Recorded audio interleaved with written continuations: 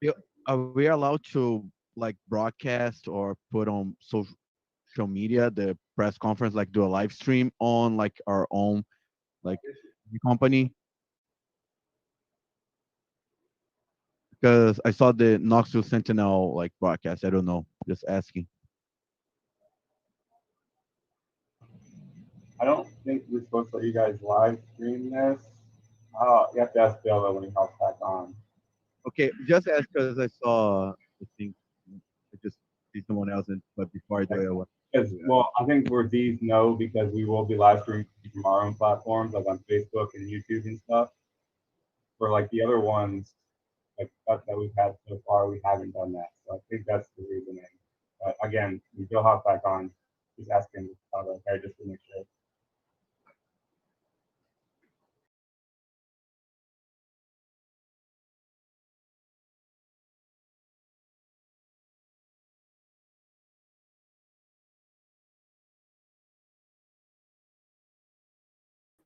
Our own platforms, like on Facebook and YouTube and stuff.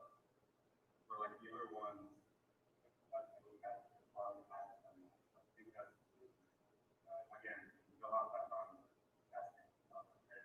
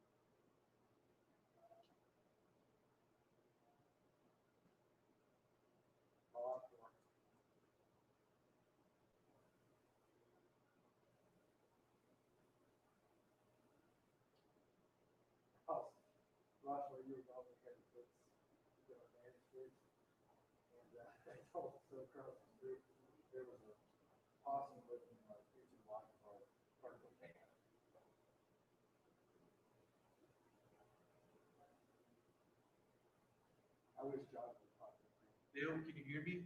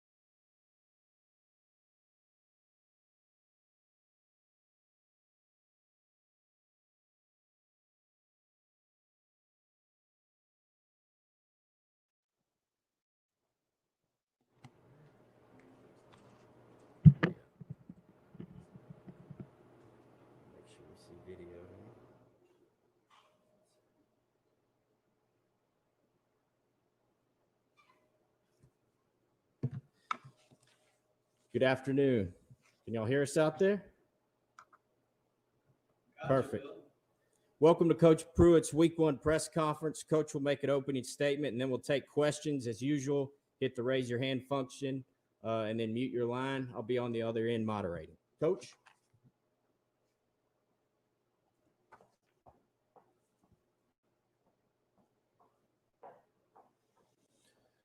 You know, our guys are really excited about getting a chance to play this week. I'm really proud of how our everybody in our organization has really stuck together, trying to figure out a way for us to improve daily. And kids have had a great attitude along with the staff, and we're excited about this week. We got a tremendous challenge going on the road, playing South Carolina. You know, very familiar with their staff.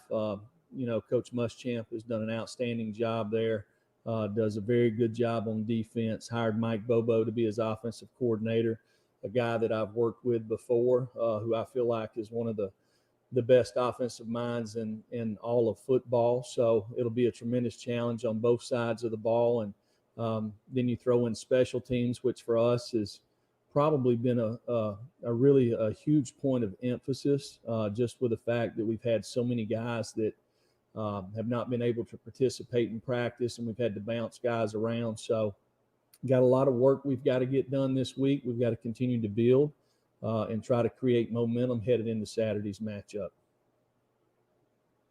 Start with questions. We'll go with Wes Rucker, followed by David Oven. Jimmy.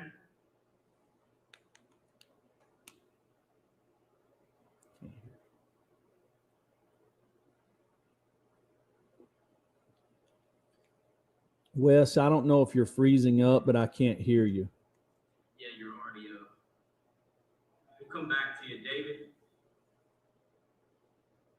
Yeah, Jeremy, what's your personnel look like right now in terms of quarantine or guys that have had to go into quarantine or anything like that? And also, how do you feel right now in terms of just general preparedness compared to the last 2 season openers, considering the offseason you guys have been dealing with?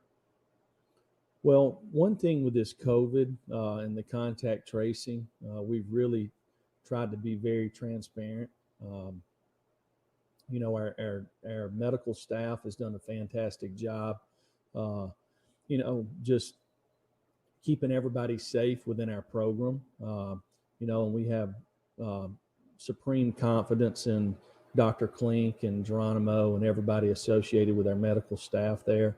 You know, when it comes to, you know, what our numbers will be for Saturday, I'm not sure that it's fair for the kids that are going to play to release that just from a competitive standpoint. So we're not going to release each week the exact numbers, but our team is working hard to be at our best on Saturday, and we'll continue to do that. We'll go to Rick Russo, followed by Trey Wallace.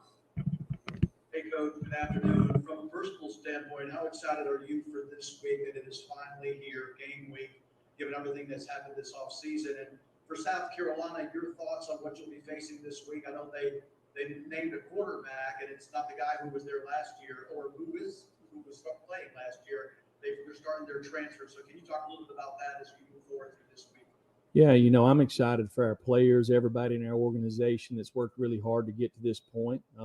We've got to continue to create momentum as the week goes. You know, at the quarterback position, you know, Mike Bobo has always done a fantastic job coaching the quarterbacks. You know, he's a guy that's been in the system there for 5 years. This might be his 6th year. So he's a guy that's going to be very familiar. He's going to get them in and out of checks, keep them out of bad plays. So it's a guy that we've got to find a way to create confusion and try to possibly create some turnovers. Great. Jeremy, have you been able to establish the number 2 spot at the quarterback position in the practices that you have, or is it still open-ended heading into the weekend? Yeah, it's still open-ended headed into the weekend. We'll make a decision over the next couple of days and see who gives us the best opportunity. You know, with Harrison and Brian, both of those guys have missed practices, for different reasons during fall camp. So JT has obviously had an opportunity to take more reps, but we're giving both of those guys a chance. We'll go to Blake Topmeyer, followed by Brent Holmes. Yeah, Jeremy, have you been given any indication from the SEC or Greg Sankey whether they might rule on Cade Mays before this season opener? And I guess, how are you planning? Are you planning as if you might have him?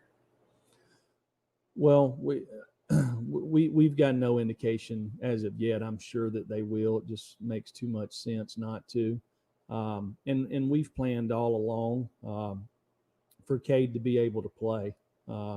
If you look at what went into the waiver process, it's pretty evident that the young man needs an opportunity to play, or deserves an opportunity to play. Yeah, Coach, what do you feel like you know about your football team as you get ready to play Saturday? Well, I feel like we got really good leadership all over our team. There's lots of unknowns until you go out there and play together.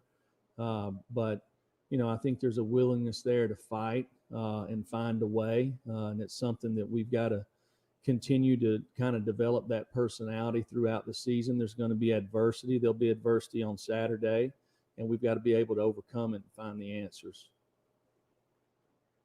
Go to Teresa Walker, followed by David Pascal. Yeah, Coach, how different is Garantano going into this opener than you've seen him, and how much does it help maybe having Jim Chaney as his coordinator now for a second season? Well, the second go around with an offensive coordinator for Jarrett, this will be the first time. So, when you do the same thing over and over, it creates confidence. So, I would suspect that he's got to have a lot more confidence heading into this season as opposed to maybe the previous season, just because the terminology is the same, the people around him are the same. So, and I feel like that he's demonstrated that at practice. Jeremy, several of your players last year called the opener an eye-opener and a learning experience. What did you learn personally from last year's opener, and has it helped you preparing for this Saturday? Well, if you turn the ball over 5 times and only get 1 turnover, you're not going to win. That didn't matter if that was the opener or the last game. That's the bottom line. You can't make mental mistakes. You got to be able to get off the field on 3rd down. You got to score touchdowns in the red area. You got to keep them from scoring touchdowns in the red area. So it's the same thing with every week. Go to Mike Wilson, followed by Austin Price. Yeah, Jeremy, on the quarterback position, is there an even greater importance on having a second, third, even quarterback ready to play, given all the COVID and contact tracing? Like, is that more important than even in a normal year? Well, that's a position that the ball goes through their hand every snap. So, being able to have a number 2 and number 3 is absolutely always important. So I don't think this season would be any different. And we've got to continue to grow and develop those guys behind Jarrett. Coach, talk to me about the fall camp that Ty Chambers had, and what kind of impact has Jay Graham had on both he and Eric Gray, and from things you've seen? And then 2, will you talk to your team going in Saturday about how this will not feel like a normal road game with 25% of the fans there versus 100%? Well, just starting with Ty and Eric, I think both of these guys have had good camps. Eric obviously missed some days during the camp, but Ty's been there the whole time, and you continue to see improvement. Those guys compete with each other, compete very hard every day. So it's good to have both of those guys back there. They're good leaders for the other guys, and when you go on the road, to me, it's one of the great tests, and all of football in this conference is when you go on the road and play an SEC rival. So, you have to be able to block out the noise. So if there's 100,000 people or there's 25,000 people, you have to be able to block it out and execute. And that's what we got to focus on doing. Go to Gentry Estes, followed by Gustavo. Yeah, Jeremy, you've called Mike Bobo a friend, and I know he is for Coach Friend as well. What do you most remember from going against Mike in practice every day in Georgia, and how much does that familiarity help you in prepping for a game like this? Well, I mean, he's a competitor, playing against him in college, coaching against him every day at practice, playing golf against him, shooting pool. I mean, he's a competitor, wants to win at everything that he does. He's going to have a great game plan. His kids are going to play hard. They'll play together. So it'll be a challenge for us. Coach, I remember in the press conference 15 days ago, you were happy that you were not playing the opener back then. You didn't feel the team were prepared. Do you feel the team is prepared right now to the opener this Saturday? Compared to 10 days ago or 13 days ago? You're like kind of glad that you guys were not playing back then. Right. Yeah, no, absolutely. We've got 50 more players that are able to play this Saturday than we had that Saturday. Go to Patrick Brown, followed by Eric Kane. Hey, Jeremy, a couple things. Carlin Fields-Me is not listed on the roster anymore. I was wondering if there was an update on him. And secondly, on your offensive line, how do you feel that group is settled in terms of starters, and what can be the expectations for that group going into the season? Yeah, Carlin graduated this summer, and he's setting out this year. He possibly may come back in January, but we've yet to decide that yet. And when that time comes, we'll get together and decide that. But he's a guy that has done everything we ask him to do as a player since I've been here. Unfortunately, he's had some injuries that's kept him off the field, but has been a great student, role model, good teammate, and we would love to have him back for sure. With the offensive line, we've worked lots of different lineups. A lot of that's been forced based off guys missing practice, which is good. Guys have had to play multiple spots, so we'll continue to work this week to figure out if we're playing 5 guys, 6 guys, 10, or 8 or whatever, and what positions they're going to play. Jeremy, how have the guys at outside linebacker progressed during camp, and are you expecting there to be a lot of guys playing that position on Saturday? Well, you only get to travel 70 guys, so the 70 that you take, they need to be able to contribute, whether it's in special teams or on defense. And the guys that we travel, we'll play 70 guys on Saturday. Go back to Blake Topmeyer, then Trey Wallace. Jeremy, is there an area of this team where you feel best about, feel most confident in? And then conversely, what's the area that maybe you're most concerned about during Saturday? Yeah, I have confidence in every position we have. Feel like our guys have worked hard. We've got good competition at every position. Is there some guys that's had a lot more practice time than others? Sure. Will that dictate how much they play? It possibly could. Because we don't want to put somebody in a situation that they're not ready for. But I have a lot of confidence in our team. Are we where we need to be right now? Absolutely not. We've got to continue to improve and get better, and that's the goal, to improve every week this year.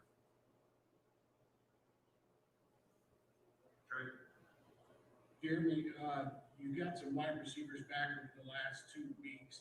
How have you seen them be able to react to Jerry Garantano, trying to get on the same page with him? Do you think they're up to speed heading into game week?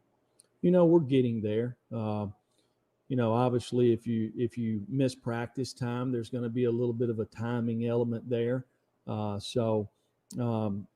continue to work hard this week to to create that. But I believe our guys have confidence in each other and trust. So we just got to keep giving them reps out there and so they can develop that. Time for a couple more. We'll go to David Oven and Ben McKee. Jeremy, how would you compare this year's freshman class to what you guys had last year? And of those 70 guys that are going to travel and play, how many of those guys do you expect to be true freshmen? David, I don't know the exact number. And, so I felt like last year's class really contributed a lot, especially down the stretch. So it'll be the same this year. One thing with freshmen, you don't want to put unrealistic expectations on them. So there'll be some guys that will play very little in this game that possibly might be the difference in the next 7 games. There's lots of things that have went on that they had no control over, but there's no doubt you got to be able to practice to create confidence not only in yourself but in the coaching staff and the players around you. And unfortunately, we've had some of those young guys that's missed a lot of practice time, and that'll probably at least for this game probably be a contributing factor to how much they actually do play. Not as much about their ability, but the fact that they didn't get as much practice time. Maybe they needed to be prepared. So we're excited about this freshman class. We feel like a lot of these guys will contribute this year, and we'll see as the year goes. Coach, a couple of weeks ago, you talked about the lack of physicality in the defensive front. Have you seen that group take a step forward since over the last week or two?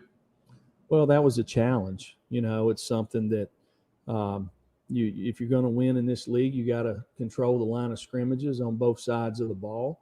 And it's not something that you wait to do on Saturdays. You do it in August, you do it in spring ball, something that you got to do every single day. So we're not where we need to be there yet. Do we have the ability to get there? Sure we do. But we've got to create the mindset to get there. We'll finish with Matthew Ray. Jeremy, at the tight end position, have any of those guys started to separate and, kind of make a move to be that starter going into week? Did you say tight end position? Yes. No, there's still 3 or 4 guys that we're working there. We'll see it how this week goes. We'll obviously settle on somebody for the game of 1 or 2, but that's going to be a position that we're going to continue to challenge and to create competition, and that's a good thing because we've got competition there, so the guys continue to push each other. All right, thank you all very much. Thank y'all.